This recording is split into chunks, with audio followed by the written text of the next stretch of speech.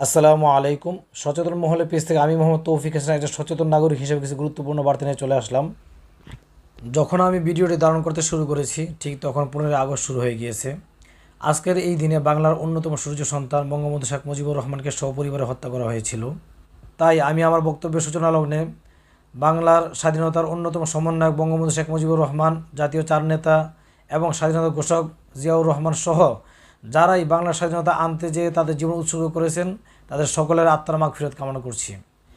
আমি গণ অধিকার পরিষদের একজন সমর্থক বটে, কিন্তু অন্ধ সমর্থক নই, যার কারণে জনাব নুরুল হক নুরু আজকের এই দিনটিকে নিয়ে যেই বার্তা দিয়েছেন তার এই বিবৃতির আমি তীব্র নিন্দা ও প্রতিবাদ জানাচ্ছি।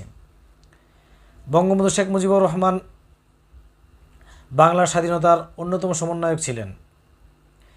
দীর্ঘ 9 মাস তিনি কারাবরণ করেছিলেন। 25শে মার্চ সেই কালো রাত্রিতে তাকে গ্রেফতার করা হয় এবং 1972 সালের 7ই জানুয়ারি তাকে কারামুক্তি দেওয়া হয়। এবং এই 9 মাস তিনি কখনো চিন্তাও করতে পারেননি যে তিনি আদৌ বাংলার শাসনভারের ক্ষমতা পাবেন কিনা, বা তিনি আদৌ জীবিত থাকবেন কিনা, বা জীবিত অবস্থায় বাংলাদেশে ফিরবেন কিনা। অতএব তার আত্মদান, তার আত্মত্যাগ অনস্বীকার্য। এবং এই 15ই আগস্ট কিছু নরকীয় দানব তাকে সপরিবারে নির্মূল করার চেষ্টা করেছিল।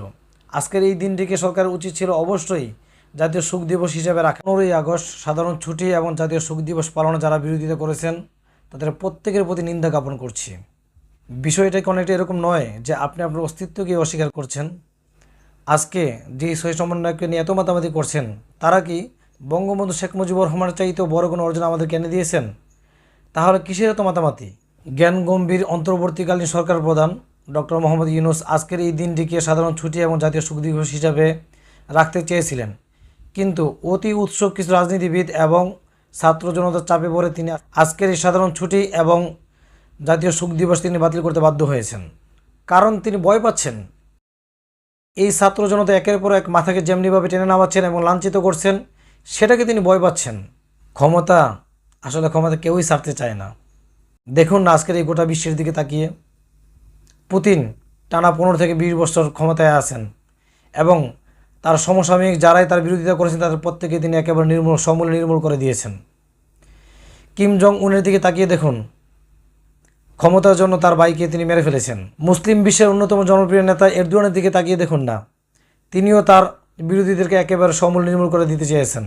পবিত্র ভূমি সৌদি আরবের দিকে তাকিয়ে দেখুন, কাতার, বাহরাইন, জর্ডান এবং কুয়েত, দুবাইয়ের দিকে তাকিয়ে দেখুন, তারা ক্ষমতার জন্য রাজবংশ কায়েম করেছে। আরে তাদের দিকে তাকাবেন কি, যেখানে আমিরে মুয়াবিয়া জান্নাতের সুসংবাদ প্রাপ্ত হযরত আলী রাদিয়াল্লাহু তাআলা আনহুর বায়াত গ্রহণ করতে অস্বীকার করেছেন ক্ষমতার জন্য, এবং এর ফলে সিফিন এবং উষ্ট্রের যুদ্ধ সংঘটিত হয় যেখানে লক্ষ লক্ষ মুসলিম শাহাদাত বরণ করেছে। তাই পরিশেষে বলবো, অতিবার বাড়বেন না, অতিরঞ্জিত কোনো কিছুই ভালো না। প্রতি 100 বছর অন্তর অন্তর ইতিহাসে প্রত্যাবর্তন ঘটে, আর বাংলার ইতিহাসে প্রত্যাবর্তন করতে 100 বছর লাগেনি, মাত্র 54 বছরের ইতিহাসে প্রত্যাবর্তন ঘটেছে। তাই ইতিহাস আবার প্রত্যাবর্তিত হবে। ভিডিও বড় হয়ে যাবে, তাই জ্ঞানীদের জন্য ইশারা রেখে গেলাম। আসসালামু আলাইকুম। সকলে ভালো থাকবেন, সুস্থ থাকবেন।